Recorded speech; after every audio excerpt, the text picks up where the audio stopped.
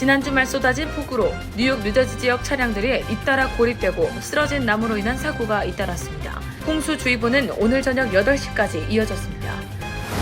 사회보장국이 생활보조금 SSI 수혜자의 은행 계좌와 임금 자료를 활용해 소득과 자산을 대조하고 필요시에는 자택도 방문하는 등 자격검증을 강화하고 있습니다. 지난달 새로 아이스에 구금된 이민자가 4만 6천 명을 넘어서며 트럼프 2기 행정부의 월간 최고치를 기록했습니다. 미 대형 은행 캐피털원이 트럼프 그룹 계좌를 대거 폐쇄한 이유에 대해 정치적 판단이 아닌 자금 세탁 방지 심사 결과였다고 법원에 밝혔습니다. LA의 홈헬스 업체에서 메디케어 사기에 가담한 한인 간호사가 혐의를 인정한 뒤 형 선고를 앞두고 사라져 14년째 수배 중입니다.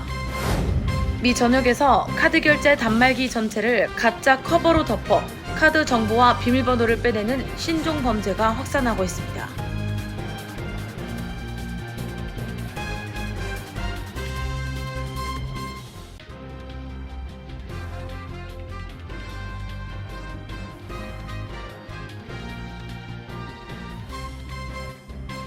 안녕하십니까? KBTV 뉴스9 신영주입니다.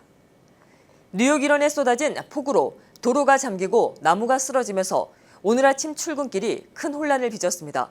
뉴저지에서는 차량들이 잇따라 고립되고 퀸즈에서는 쓰러진 나무가 차량과 주택을 덮친 가운데 뉴욕시와 북동부 뉴저지에는 오늘 저녁 8시까지 홍수주의보가 내려졌습니다. 관련 소식 김은지 기자가 보도합니다.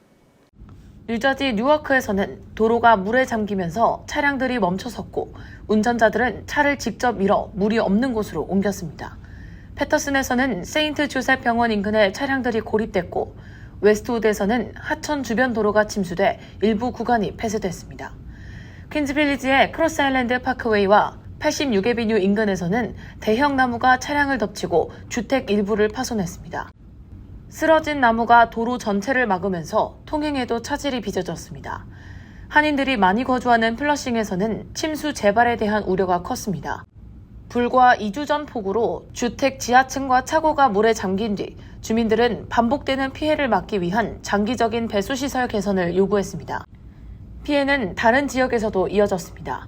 커네티컷 웨스트포트에서는 I-95를 달리던 전세버스 위로 나무가 넘어져 탑승자 일부가 가벼운 부상을 입었습니다. 롱아일랜드 스미스타운에서는 선로에 쓰러진 나무를 롱아일랜드 레일로드 열차가 들이받았습니다. 기관실 유리창이 파손됐고 한 명이 경상을 입어 병원으로 옮겨졌습니다. 중단됐던 포트 제퍼슨 지선 운행은 정오 무렵에 재개됐습니다. 뉴욕시는 돌발 홍수 비상 대응 계획을 가동하고 쓰러진 나무와 침수 차량을 처리할 전담반을 대기시켰습니다.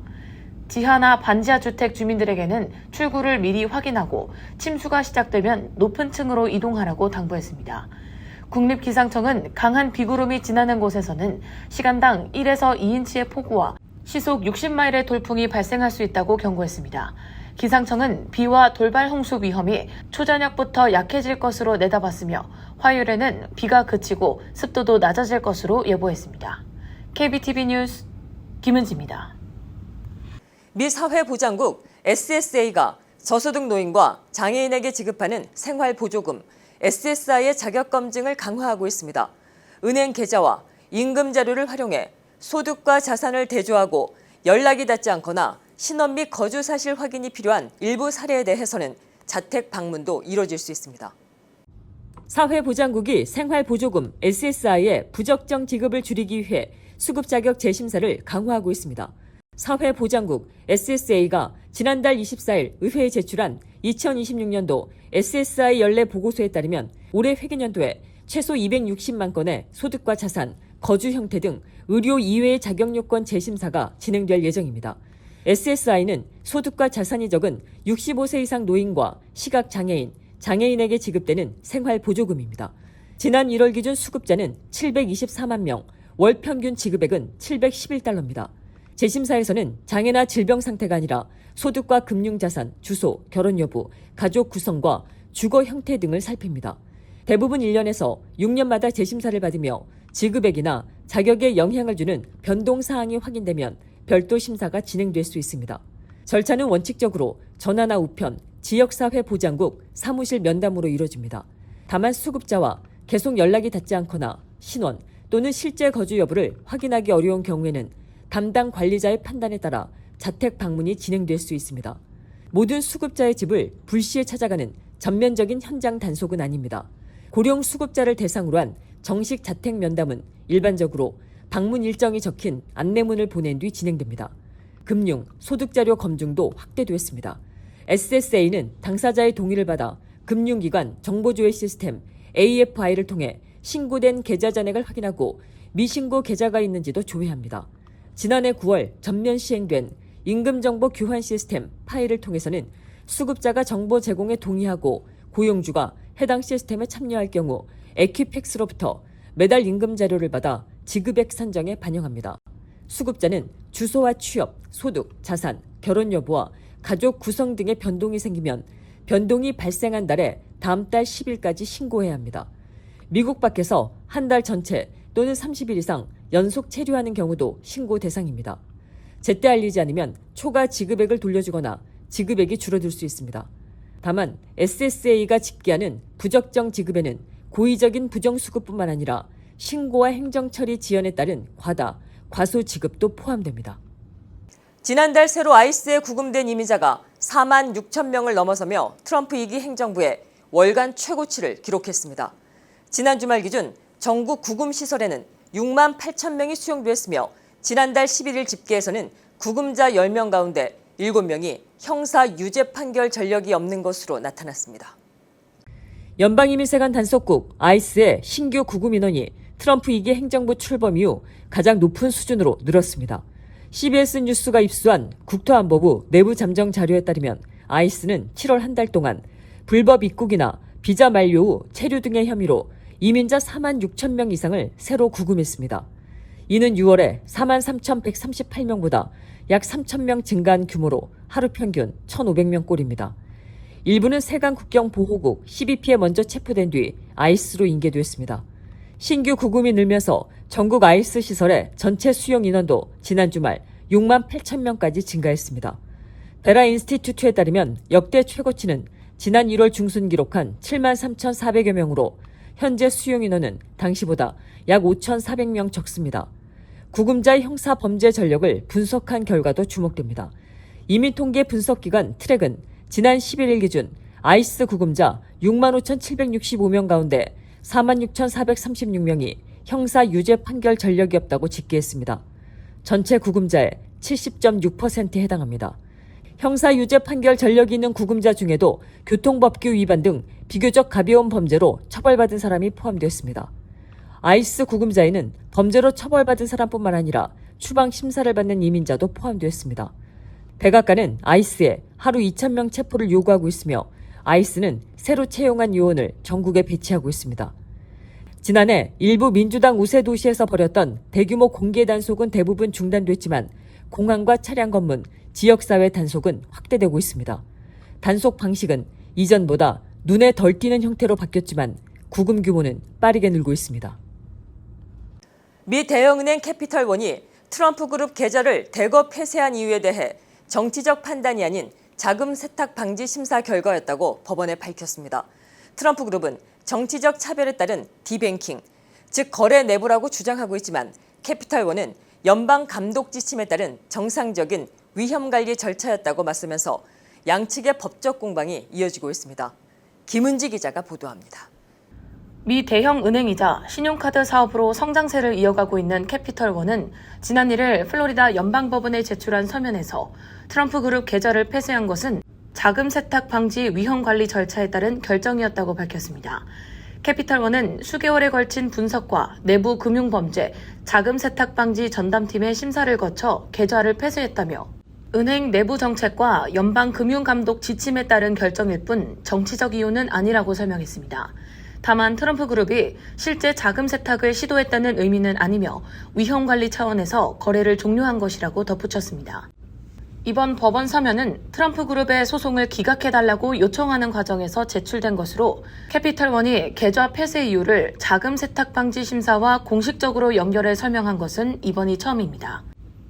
양측의 분쟁은 2021년 캐피털원이 트럼프 그룹과 에릭 트럼프, 와이너리, 생수회사, 골프장 개발회사 등 계열사 명의의 300여 개 계좌를 폐쇄하겠다고 통보하면서 시작됐습니다. 트럼프 그룹은 지난해 소송을 제기해 2021년 1월 6일 의회 난입 사태 이후 정치적 분위기에 편승한 이른바 디뱅킹이라고 주장하며 자금 세탁 방지 사유는 사후에 만들어진 명분이라고 반박했습니다. 이에 대해 캐피털원은 트럼프 측이 일부 문구만 발췌해 왜곡하고 있다며 계좌 약관상 은행은 사전 통보 없이도 계좌를 종료할 권한이 있고 은행 비밀법에 따라 내부 자금 세탁 방지 검토 내용도 공개할 의무가 없다고 맞섰습니다. 마이애미 연방법원은 지금까지 트럼프 그룹의 소장을 2차례 각하했으며 현재 제출된 세 번째 소장에 대해서도 캐피털원은 근본적인 결함이 있다며 소송을 영구 기각해달라고 요청했습니다.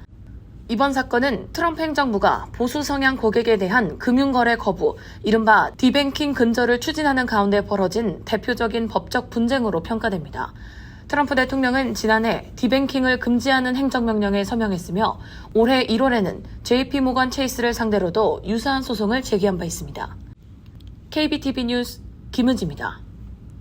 LA의 홈헬스 업체에서 메디케어 사기에 가담한 한인 간호사가 혐의를 인정한 뒤 형 선고를 앞두고 사라져 14년째 수배 중입니다. 연방당국은 김지혜 씨가 한국에 있을 가능성을 제기하며 사진과 인적 사항을 다시 공개했습니다. 메디케어 사기 공모 혐의를 인정한 한인 간호사 김지혜 씨는 형 선고를 앞두고 돌연 사라졌습니다. 김 씨는 2012년 법원 출석 명령을 어긴 뒤 자취를 감췄고 이후 행방은 확인되지 않고 있습니다. 연방보건복지부 감찰관실은 최근 김 씨의 수배 사실을 다시 알렸습니다. 올해 57세인 김 씨는 현재 감찰관실의 최우선 수배자 명단에 올라 있습니다. 김 씨가 근무했던 곳은 LA 웨스트레이크의 그레이트 케어 홈헬스입니다. 연방검찰은 이 업체가 방문 간호 자격이 없는 환자들을 대상자로 꾸며 메디케어 비용을 청구했다고 밝혔습니다. 김 씨는 환자가 집 밖으로 나가기 어렵고 돌봐줄 보호자가 없는 것처럼 의료 서류를 작성했습니다. 환자를 직접 찾아가지 않았는데도 방문한 것처럼 일정표와 전문 간호 기록도 꾸몄습니다. 김 씨는 2012년 1월 메디케어 사기 공모 혐의를 인정했지만 형을 선고받기 전에 잠적했습니다. 그레이트 케어가 메디케어에서 받은 돈은 모두 510만 달러입니다. 이 액수는 김 씨 개인의 편취액이 아닌 전체 사건 규모입니다. 사건 당시 연방검찰은 김 씨의 허위 서류와 방문 기록으로 지급된 돈을 약 110만 달러로 밝혔습니다. 범행 대상은 주로 한인 노인 메디케어 가입자들이었습니다. 연방당국은 2011년 업체를 폐쇄했고 운영자에게는 징역 57개월과 514만 4천 달러의 배상 명령이 내려졌습니다. 김 씨를 제외한 사건 관련자 7명도 유죄 판결을 받았습니다. 연방보건복지부 감찰관실은 김 씨가 마지막으로 한국에 있었던 것으로 보고 있습니다. 다만 현재도 한국에 체류 중인지는 확인되지 않았습니다. 연방당국은 김 씨의 사진과 인적 사항을 공개하고 소재를 추적하고 있습니다. 미 전역에서 카드 결제 단말기 전체를 가짜 커버로 덮어 카드 정보와 비밀번호를 빼내는 신종 스키밍 범죄가 확산하고 있습니다. 특히 EBT 사용이 많은 소형 마켓과 편의점, 리커스토어, 주유소 등이 주요 표적이 되면서 한인 업주와 소비자들의 각별한 주의가 요구됩니다. 보도에 김은지 기자입니다. 최근 결제 단말기에 가짜 커버를 씌우는 오버레이 스키밍 사기가 전국적으로 기승을 부리면서 소비자들의 각별한 주의가 요구됩니다. 기존 ATM이나 주유소 카드 투입구에 스키밍 장치를 설치하던 방식에서 진화해 실제 결제 단말기 위에 외형이 거의 같은 가짜 커버를 더 씌우는 신종 수법입니다. 범죄 조직은 미국에서 널리 사용되는 결제 단말기와 거의 구분하기 어려운 가짜 핀패드를 수초 만에 설치한 뒤 소비자가 평소처럼 카드를 긁거나 핀 번호를 입력하면 카드 정보와 비밀번호를 동시에 빼내는 것으로 알려졌습니다. 최근에는 초소형 배터리와 메모리, 블루투스 기능까지 내장된 장치가 등장하면서 범죄 조직이 현장에 다시 가지 않고도 원격으로 정보를 수집하는 사례도 보고되고 있습니다. 특히 핀 입력이 필요한 EBT 카드 사용이 많은 소형 마켓과 편의점, 리커스토어, 주유소 등이 주요 표적으로 꼽히며 직원이 잠시 자리를 비운 사이 범행이 이루어지는 경우도 적지 않습니다. 전문가들은 카드 인식 오류가 반복되거나 단말기에 템퍼 경고가 표시될 경우 스키밍 장치를 의심해야 한다고 조언했습니다. 또 단말기가 평소보다 두껍거나 버튼 감촉이 다르고 카드 삽입구가 흔들리거나 새 플라스틱 덮개가 붙어있는 흔적이 보이면 사용을 중단해야 한다고 강조했습니다. 이상 징후를 발견하면 즉시 단말기 사용을 중단하고 매장 직원과 결제 서비스 업체에 알린 뒤 카드사에 신고해야 하며 필요하면 경찰에도 신고해야 합니다. 업주들도 직원 교육과 CCTV 점검을 통해 단말기 보안을 지속적으로 관리할 필요가 있다고 덧붙였습니다. 보안업계는 IC 칩 삽입 결제와 애플페이, 구글페이 등 NFC 기반 비접촉 결제는 카드 정보 복제가 상대적으로 어렵지만 핀 번호는 노출될 가능성이 있어 입력 시 주변을 살피는 등 주의가 필요하다고 설명했습니다. 연방수사국 FBI와 금융업계는 카드 스키밍으로 미국에서 매년 수십만 명의 피해자가 발생하고 있으며 소비자 피해액도 연간 최소 10억 달러에 이르는 것으로 추산했습니다. 특히 여름 휴가철과 연말 쇼핑 시즌에는 관광지의 주유소와 편의점 등을 중심으로 관련 범죄가 급증하는 만큼 각별한 주의가 필요하다고 당부했습니다. KBTV 뉴스 김은지입니다. 브루클린 브릿지의 석조탑에서 알몸으로 이스트리버에 뛰어내린 40대 남성이 구조된 뒤 경찰에 체포됐습니다. 뉴욕 경찰에 따르면 44살 갈림잔 아바일다 예프는 어제 오후 2시 30분쯤 맨해튼 쪽 석조탑 꼭대기에 올라갔습니다. 뉴욕 포스트는 경찰 관계자를 인용해 아바일다 예프가 탑 꼭대기에 카자흐스탄 국기와 글씨가 적힌 천을 매단 뒤 옷을 벗었다고 보도했습니다. 경찰의 설득에도 아바일다 예프는 강으로 뛰어내렸고 뉴욕 경찰 항만 순찰대에 구조돼 벨뷰 병원으로 옮겨졌습니다. 상태는 안정적인 것으로 전해졌습니다. 경찰은 무모한 위험 행위와 공공장소 외설, 무담 침입, 낙서, 무질서 행위 등 5개 혐의를 적용했습니다. 그가 뛰어내린 정확한 동기는 공개되지 않았습니다. 사우스 다코타주의 한 고속도로 교차로에서 차량 2대가 충돌해 한인 남성이 숨지고 함께 있던 한인 여성은 중태에 빠졌습니다. 주 고속도로 순찰대에 따르면 사고는 지난달 27일 오전 8시쯤 틴덜 남쪽 8마일 지점에 37번과 52번 주립 고속도로 교차로에서 발생했습니다. 예비조사 결과 49살 최연유 씨가 몰던 혼다 파일럿은 정지 표지판 앞에서 속도를 줄인 뒤 교차로에 진입하다 북쪽으로 달리던 포드 F-250 픽업 트럭과 충돌했습니다. 네브라스카주 오마하에 사는 최 씨는 인근 병원에서 숨졌고 동승한 47살 김유림 씨는 생명이 위독한 상태로 스폴스 지역 병원에 긴급 이송됐습니다. 픽업 트럭 운전자는 가벼운 부상을 입었습니다. 김 씨의 이후 상태는 공개되지 않았으며 고속도로 순찰대는 정확한 사고 경위를 조사하고 있습니다. 아이다호주 트윈폴스의 인앤아웃 버거 매장에서 총기 난사 사건이 발생해 3명이 숨지고 7명이 다쳤습니다. 경찰에 따르면 현지 시각으로 지난 1일 오후 2시 30분쯤 24살 체드 윌리엄스가 새로 문을 연 인앤아웃 매장과 주변에서 총기를 난사했습니다. 현장에 있던 비번 아이다호 주 경찰관과 무장 시민 한 명이 대응 사격에 나섰고 경찰은 이들의 대응이 총격범을 현장에서 물러나게 해 추가 희생을 막은 것으로 보고 있습니다. 윌리엄스는 이후 인근에서 스스로 쏜 총에 숨진 채 발견됐습니다. 부상자 가운데 2명은 위독하며 희생자 가운데 1명은 매장 직원으로 확인됐습니다. 경찰은 윌리엄스가 단독으로 범행한 것으로 보고 정확한 동기를 조사하고 있습니다. 가정용 콘센트에 꽂아 쓰는 플러그인 태양광이 미국에서 확산하고 있습니다. 지난해 유타주를 시작으로 10개 주에서 관련 법안이 통과됐습니다. 버지니아는 주지사 서명을 마쳐 내년 1월 시행을 앞두고 있고 뉴욕과 뉴저지는 주의회를 통과해 주지사 서명을 기다리고 있습니다.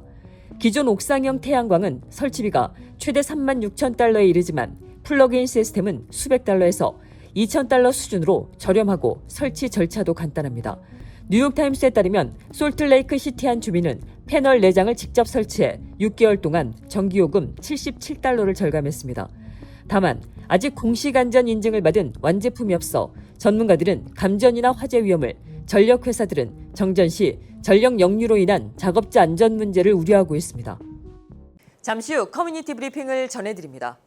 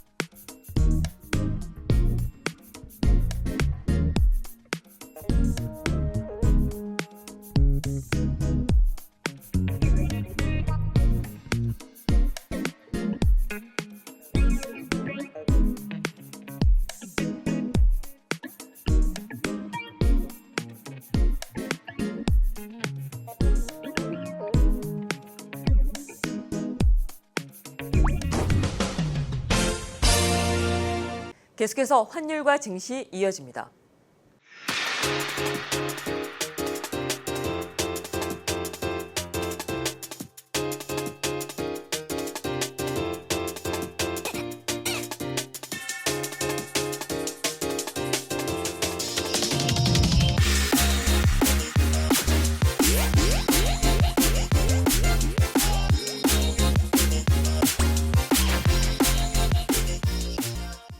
이어서 뉴욕과 뉴저지 날씨 전해드립니다.